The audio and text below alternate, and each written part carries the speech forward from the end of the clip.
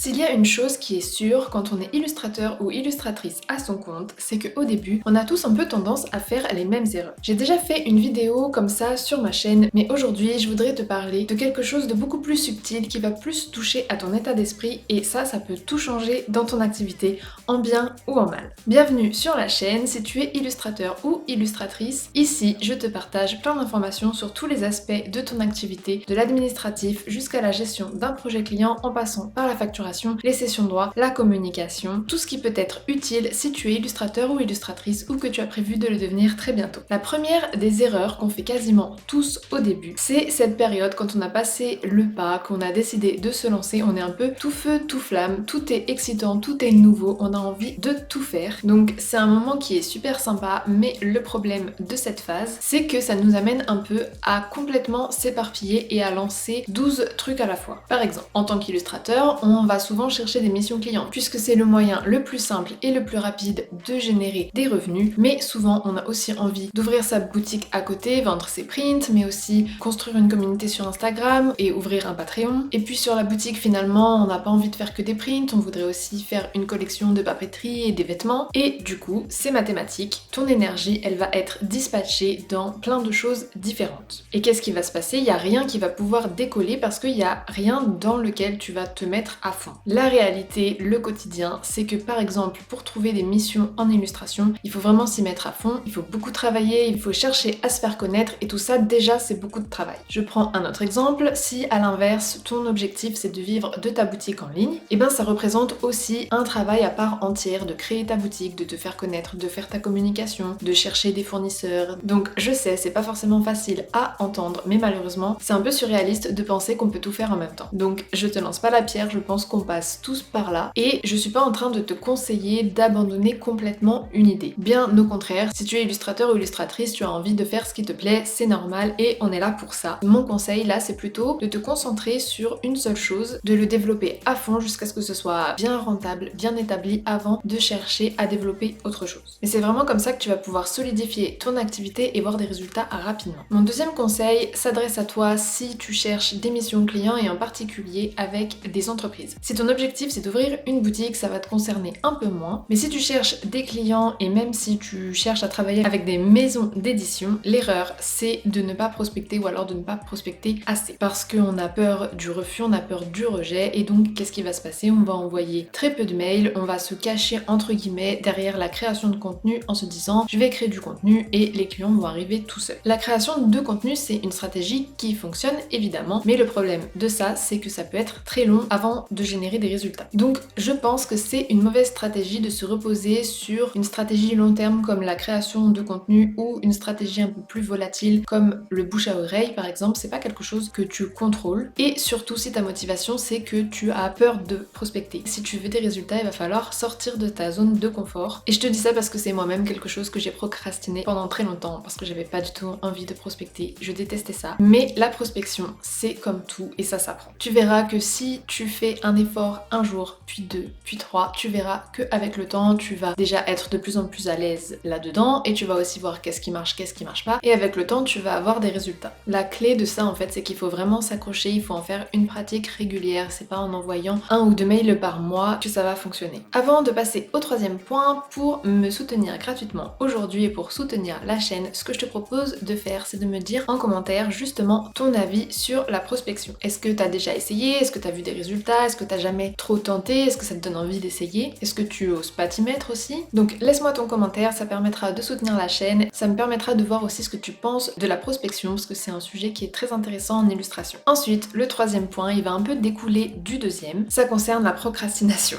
Mais pas la procrastination normale, où on a juste pas envie de faire ce qu'on a à faire, on va se mettre dans son canapé, devant la télé, on va aller promener le chien, on va faire n'importe quoi d'autre que travailler. Non, là je te parle d'un autre type de procrastination qui est un peu plus vicieux, puisque on n'a pas l'impression de procrastiner, c'est la procrastination active. En plus, quand on est créatif et qu'on a plein d'idées, c'est vraiment un piège. La procrastination active, ça va être mettre de côté ce que t'as pas envie de faire et te concentrer plutôt sur des tâches qui te donnent l'impression de travailler mais qui sont pas du tout essentielles essentiels qui sont pas du tout prioritaires. Et le problème, c'est que toi, pourtant, tu es persuadé que ça c'est important pour faire décoller ton activité. Alors pourquoi on fait ça? Pourquoi on fait de la procrastination active? Et bien c'est tout simplement parce qu'on n'a pas envie de faire des choses qui nous mettent dans l'inconfort. Comme je disais juste avant, prospecter, c'est pas forcément quelque chose qu'on a envie de faire parce qu'on peut avoir peur du refus, on peut avoir un gros syndrome de l'imposteur, on peut avoir des tas de raisons qui font qu'on n'a pas du tout envie de prospecter. On n'a pas envie d'envoyer son portfolio, on n'a pas envie d'aller dans des événements pour réseauter parce qu'on est très introverti par exemple, alors que c'est typiquement ce genre de choses qui font la différence. Par exemple, un cas assez classique, c'est de passer 3 semaines, 1 mois à chercher son nom, à créer son logo, à faire un beau site internet qui est parfait sur tous les aspects. Et qu'est-ce qui va se passer après? Une fois qu'on a terminé ça, on n'a toujours pas envie d'aller donner sa carte de visite ou d'envoyer des mails de prospection, et ben on va regarder ce qu'on a fait, se dire que c'est pas assez bien, c'est encore pire quand on est perfectionniste, et on va tout recommencer parce qu'on pense, on est persuadé que avoir un logo parfait, un site parfait, c'est important pour l'image qu'on va générer et pour trouver des clients. Et je te dis ça, je suis absolument perfectionniste, j'ai déjà recommencé des posts entiers parce que la virgule était pas au bon endroit.